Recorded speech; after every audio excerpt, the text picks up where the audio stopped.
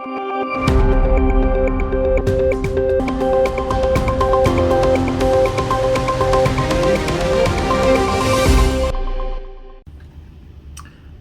is David Goldman, Asia Times Deputy Editor, speaking to you from New York City on the evening of June 17th.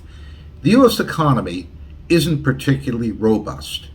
We've seen a lot of signs of weakness that were not predicted by the analysts. For example, a drop in retail sales in May, higher than expected new unemployment claims, and much weaker than expected employment growth.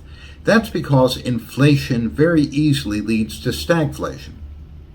When prices rise, consumers might balk at paying the higher prices, and producers, faced with higher input costs, may throttle back production in the face of consumers to whom they can't pass these costs on.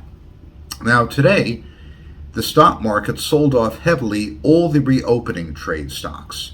Those are the stocks which had benefited the most as the COVID-19 epidemic gave way to an economic recovery.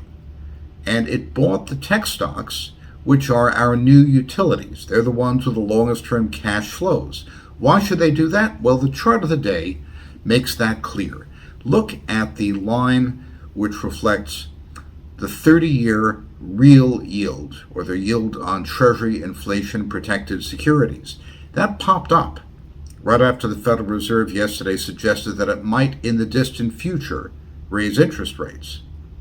But then it came back down again today.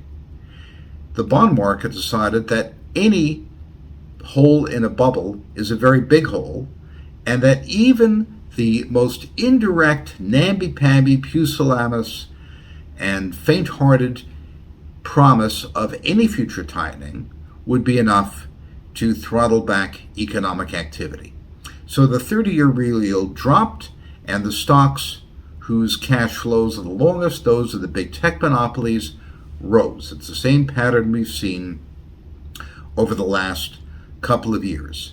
Now, this means that equity investors are very afraid about the fragility of the U.S. economy.